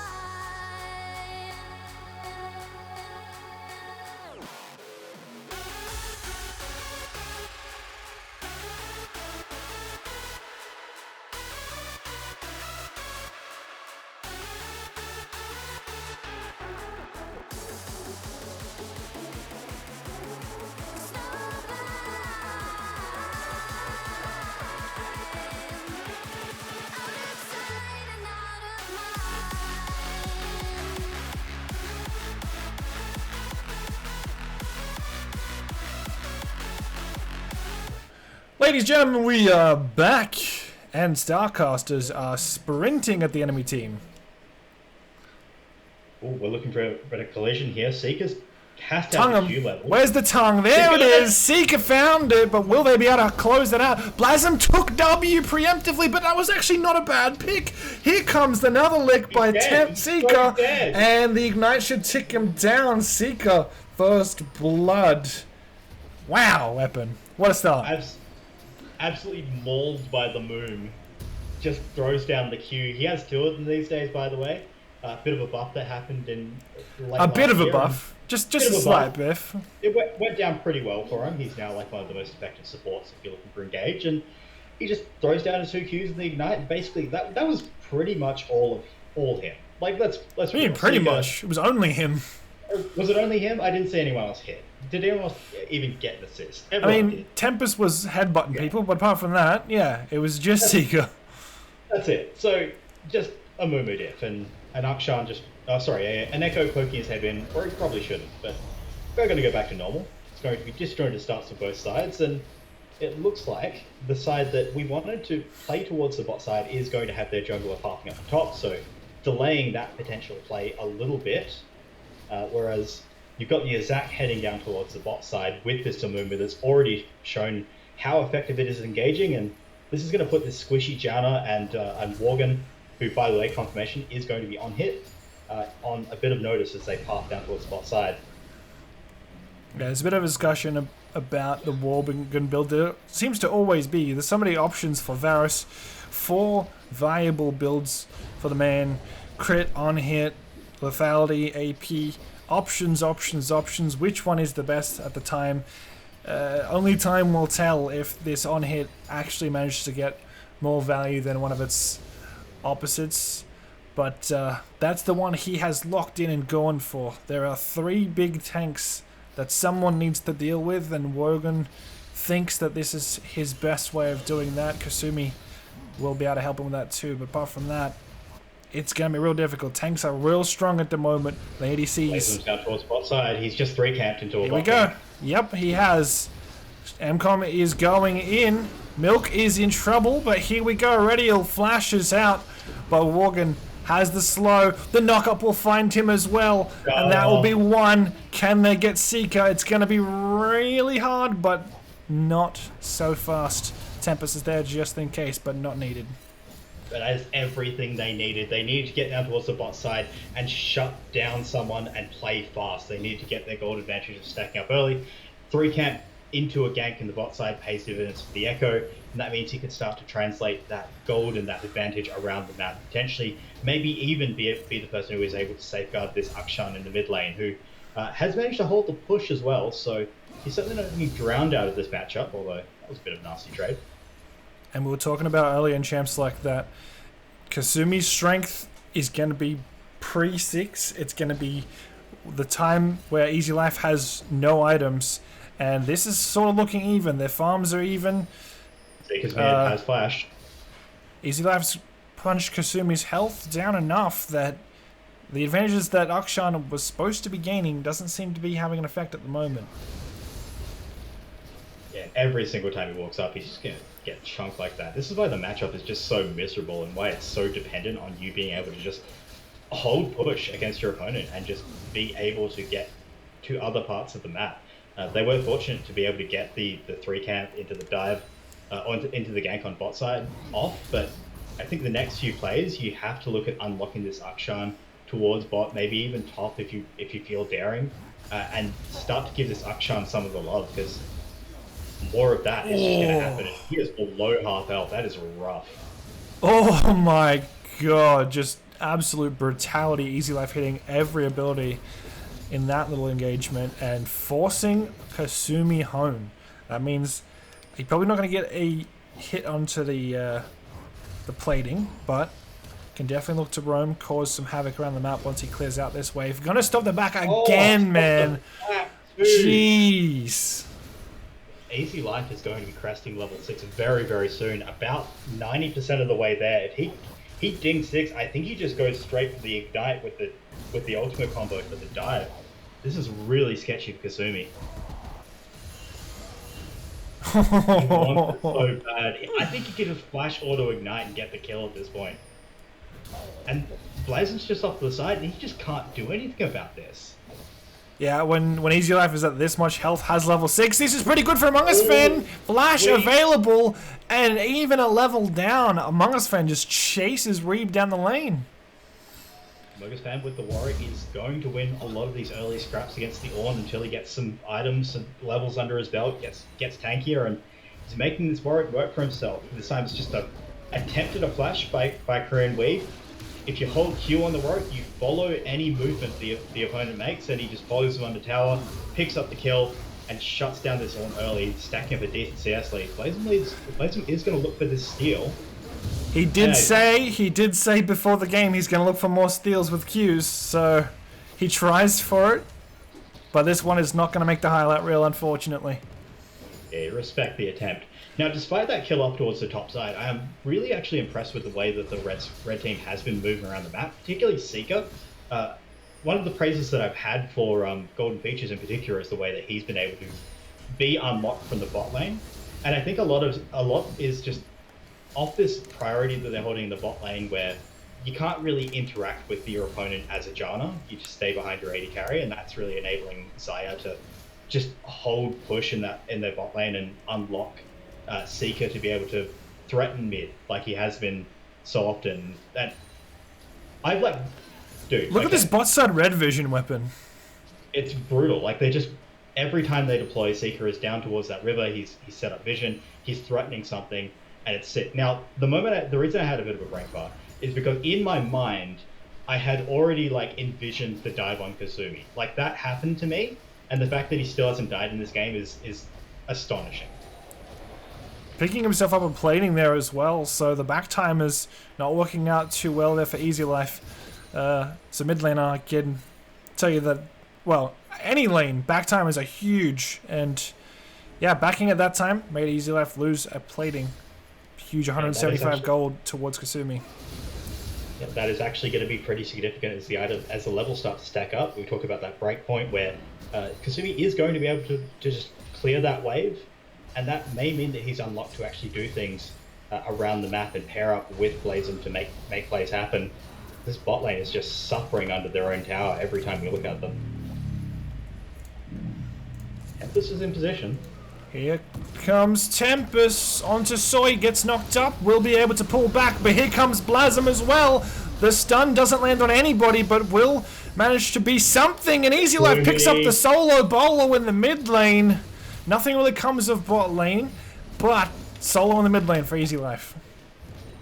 Just so easy for Easy Life on this Zed into this 80 carry pick in the mid lane. You don't get to do anything. You just get murdered if you step up, and you don't have the ability to even shove and move. And Green Weaver's now holding his own in the top side, and that bot lane play. Oh, he's Among Fan is low. He jumps straight through it, healing though. Really well played by Among Us Fan. God, I love Warwick. Warwick is, by the way, just a little bit of weapon trivia. Still the champion I have the highest mastery on, because when he got his rework, he was just the easiest jungler to play as well. Still is. Yeah, he's fun for sure. It kind of fits the playstyle of Among Us Fan, just being an ape and attacking. So, yeah, it's pretty good for him, and he gets to just play his normal playstyle just without the crit Olaf. I mean, we heard the guy describe the crit Olaf last week.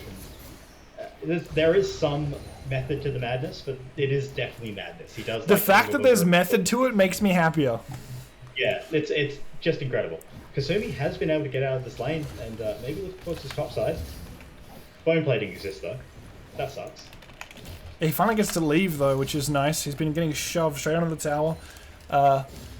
Has died as well. Not having a fun time in this situation for sure. It looks like they might be setting up for a dive. No Warwick ult. Blazem does have the chrono break. Gets the stun off, has the ult, and is the one taking the tower, and Kasumi trying to come back to mid lane will get clapped on the way there. Yeah, Kasumi just caught in rotation, still suffering in this mid lane. And the Zed and Tempest coming towards the top side. Here we go, Among Us Fan, nice dodge out. Is fine for now, misses the elastic arms as well. Pretty good dodging there. Fancy feet, fancy feet. Clean with it, just Qs through his opponent and stops the pullback from the Zac Q. Really nice stuff, and they're both going to walk away having pulled off a successful dive on Korean Wave, who, after wanting to redeem his team after last week's performance, is not quite finding the angles. Speaking of angles, Mcom Seeker lining up one of those Amumba Qs. Yeah, walking pretty safe down bot lane by himself, allowing Soytrolene to just leave lane, go get some vision down. You can see that vision's doing work right now as there is so much needing to be seen. All three wards of his will probably go down here. Oh, there's one nice, lovely little one onto Dragon, which, considering there's 5 members down here, weapon is going to be a pretty big deal. Yeah, 5 members is going to be the key thing. Weave has just sacrificed his top lane farm. He's probably going to give her a bunch of plates to this Warwick, but he doesn't care. He's just here to enable his team to get this dragon and start to threaten that soul. When we know we're not going to get a Hextech soul or an Infernal soul, so the really good ones are probably not going to happen. I think maybe you'd be happy with a Chemtech, given the fact that your team is mostly tanky, but we'll see what we get. Oh, it's going to be Ocean. I guess that's good as well. You're tanky, right? The Ocean brings life. There you go. Seeker's going to look for Kasumi. Extending the tongue out. 3, 2, 1. Is he going to flash for it? He does. Lands it. Is going to get everything he needs. Curse of the Sad Boy is going to make Kasumi a sad boy as well. Just getting sadder and sadder for Kasumi in the mid lane. He's just getting mauled at every opportunity by this Zed. Every single time he has that ultimate up, feels like he's been able to go in there and pick it up. And I don't even think he used it. It's not even cooldown. No, didn't even need it. He barely even got in there. That was a Seeker Tempest fight, man. He just kind of followed up. His ultimate is just bringing the boys. That's all he needs. It has translated into a bit of a push in the bot lane, but this just feels like it's giving opportunity for Seeker to line up those bandage shots and find it. And by the way, the fact that you call it the tongue, really gross. I've called it the tongue for about 11 years now or something, however long I've been playing this game. Thanks, I hate it. Season 2, near the end of Season 2 is when I started playing. I've been calling it a tongue ever since.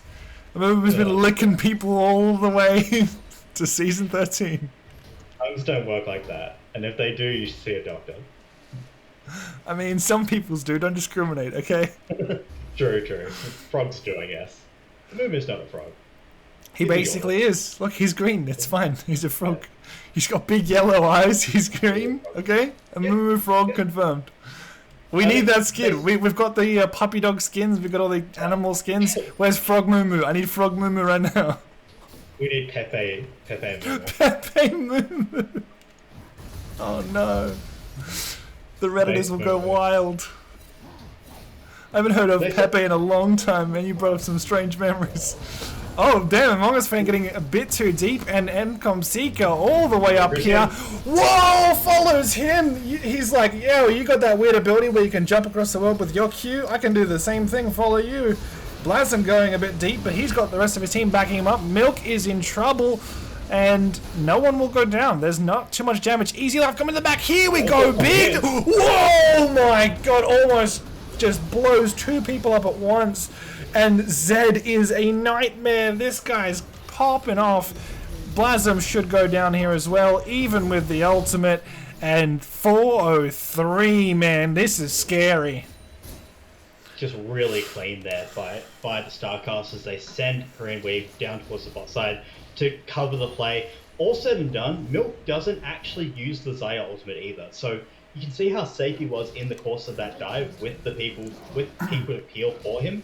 He was just able to kite back to his tower and doesn't even lose it. Now they do trade it for some pressure up towards the top side. Warwick with the Blade of the Ruin King does take that tower eventually. So Amogus fan is at a decent rate in the game. He's 128 CS, quite large.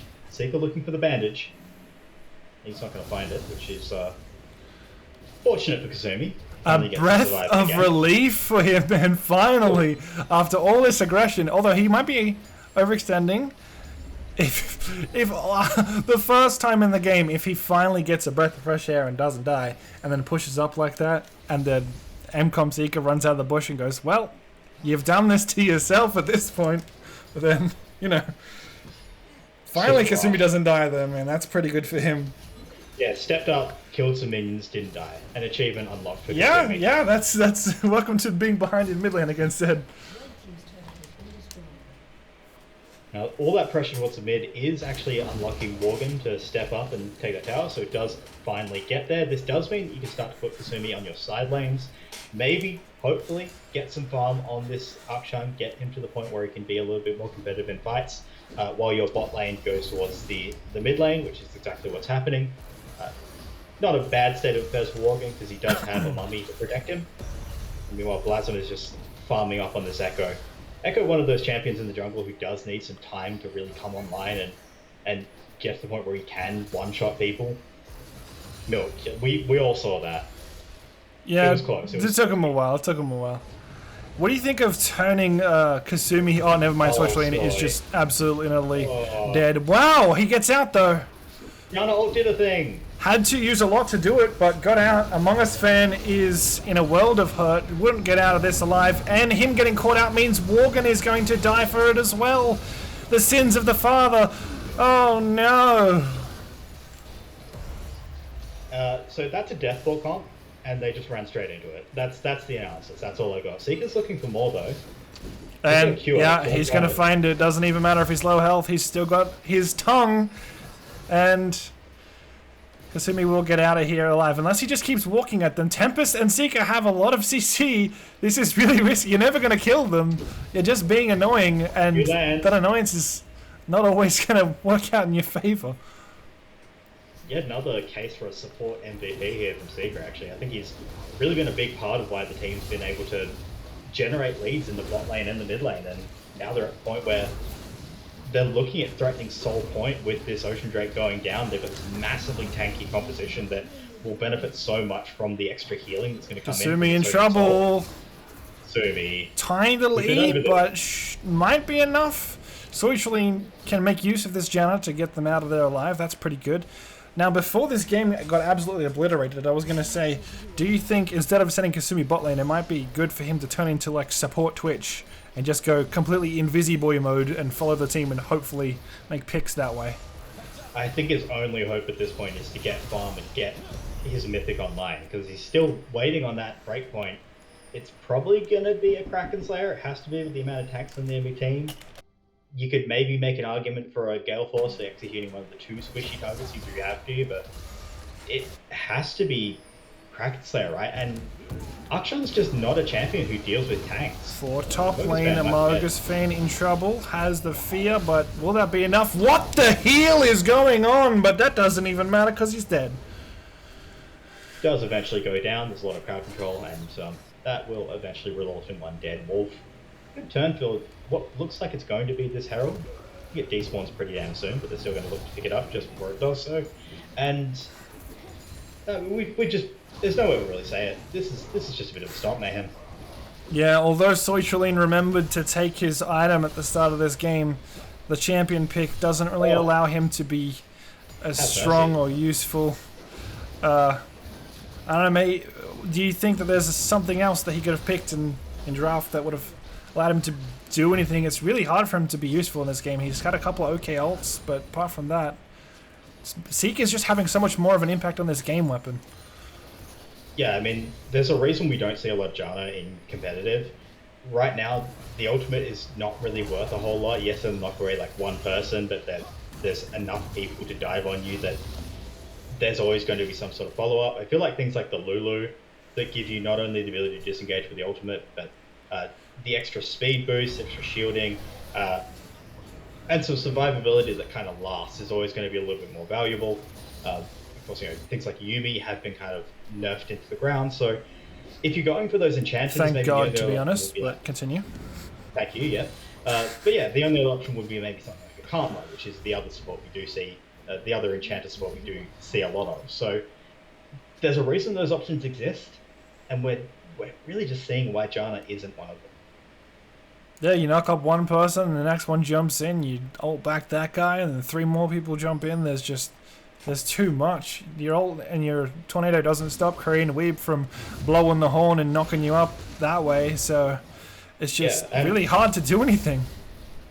Yeah, for sure. And like, don't get me wrong, like, Soitraline has been kind of sick with it, with some of the hurricanes knocking people up at key moments, but it's just not enough. Like, the champion just doesn't quite do enough. I think when she's at her strongest, she really is just like a big shield bot, and the shield just doesn't quite offer enough that you feel like there's a lot of value from this champion. That's the kind of angle that I was working with. It's like, is he bad, or is this champion just, he doesn't have a lot of tools to use? It just doesn't quite work in this current meta. Janna was always a champion who was really effective when things like Pogmore was meta. As Gage is going to come in some easy life. Okay, there's just a lot of jumping around, but eventually Blasm is... The jury's out. He's dead.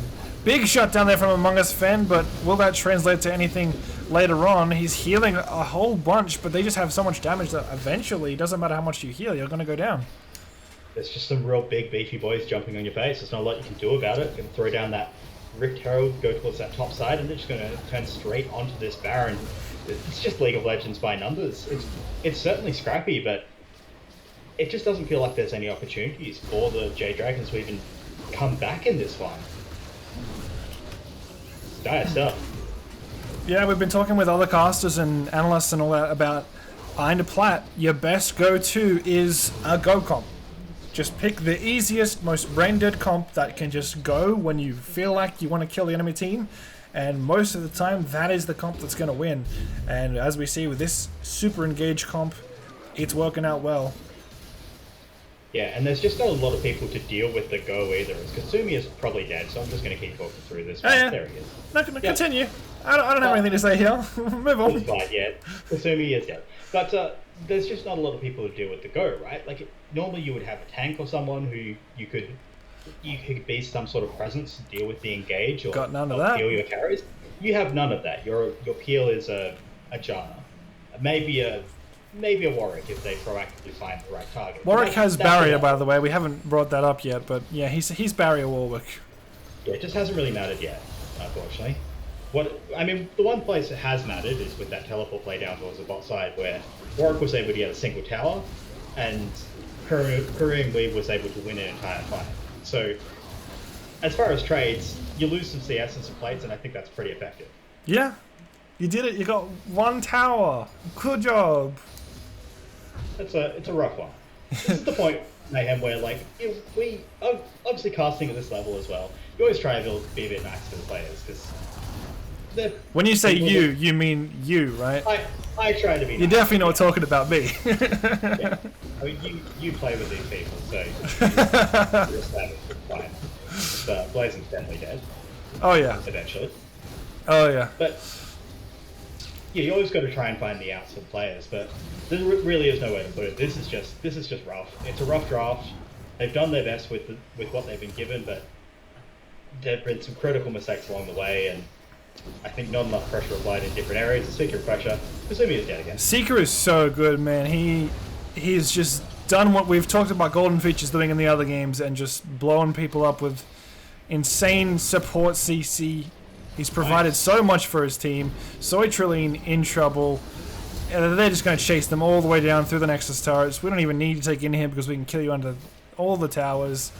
And with the Baron buff, they might just look to end here, Weapon. Yeah, I think this just has to be the end here. You've got the Baron up, you've got a couple of minions, and only a Soul Blasm to defend. Let's get the stun. Who? Where? He was there. Where? Okay. I didn't see him. I swear, he exists. I blinked. What happened? He flipped out of time. The hidden echo passive. Oh yeah. Yeah.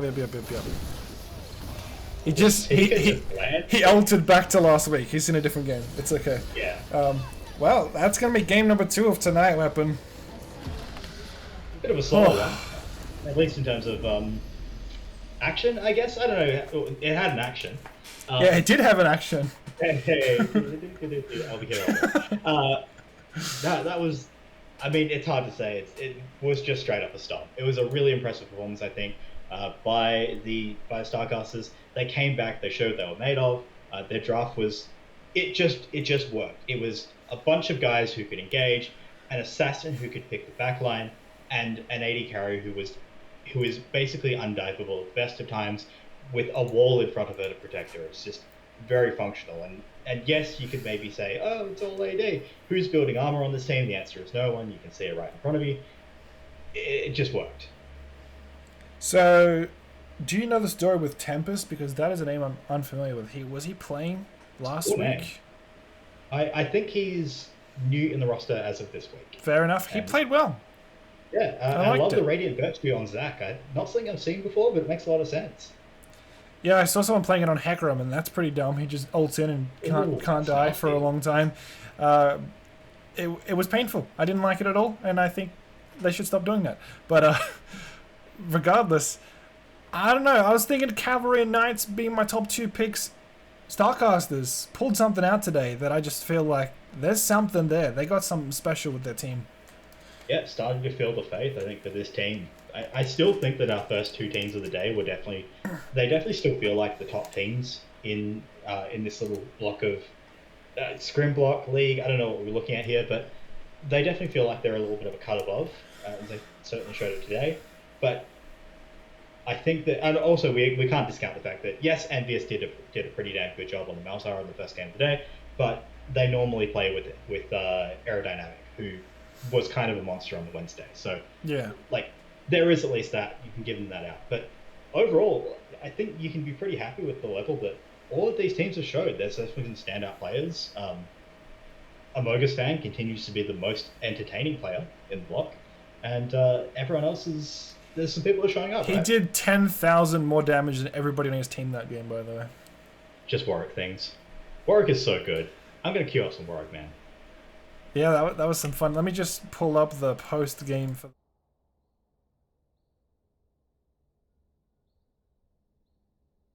Yeah, it's bugged for me too.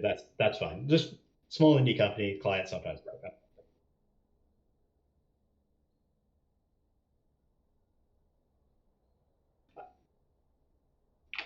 I mean, to be fair, the client is like Internet Explorer that they've tortured into being a game client. So to an extent, I'm not mad.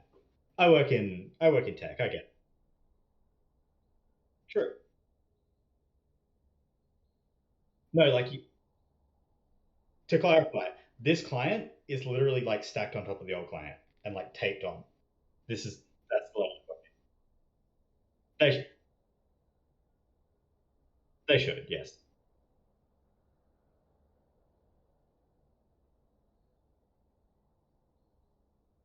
It's fun.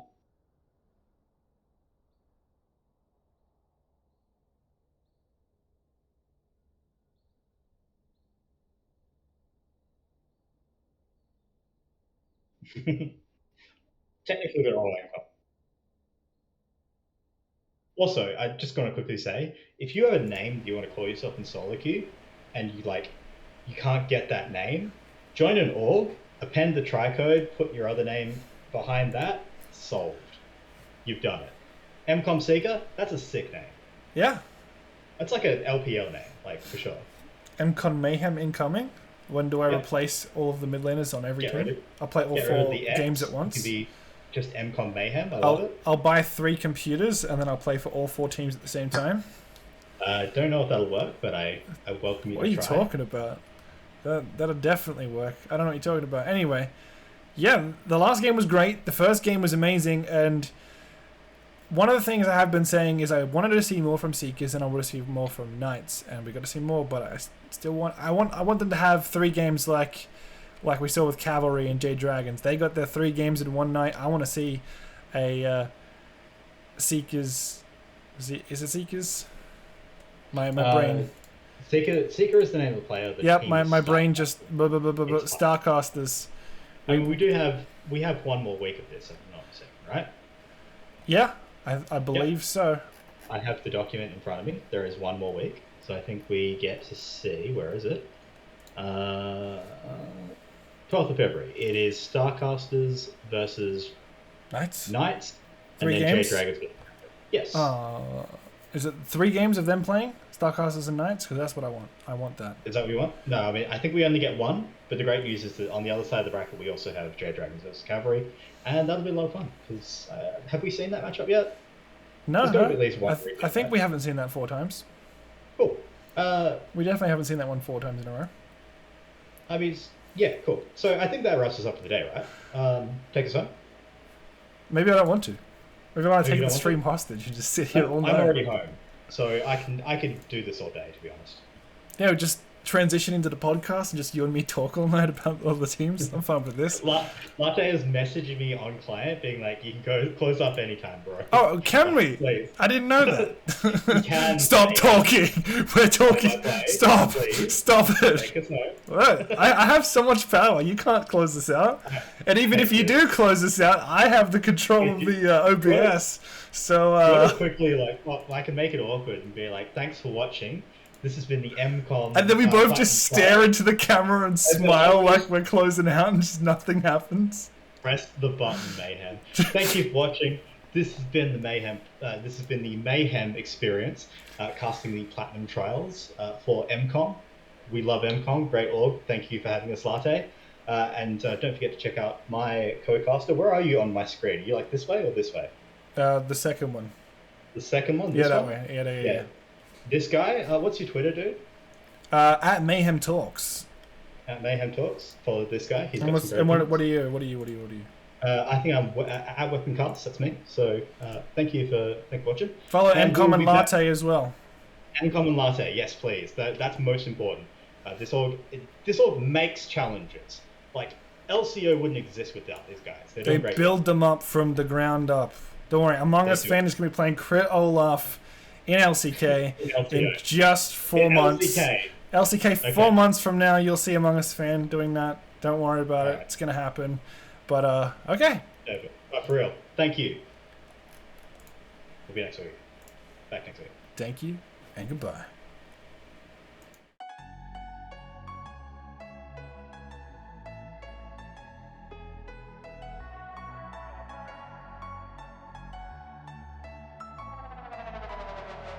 I'm running away from the past I left behind. I'm looking for answers, but I'm blinded by the light. lost in the music, can I stay here for the night? I promise I'll be gone in the morning, out of sight and out of mind.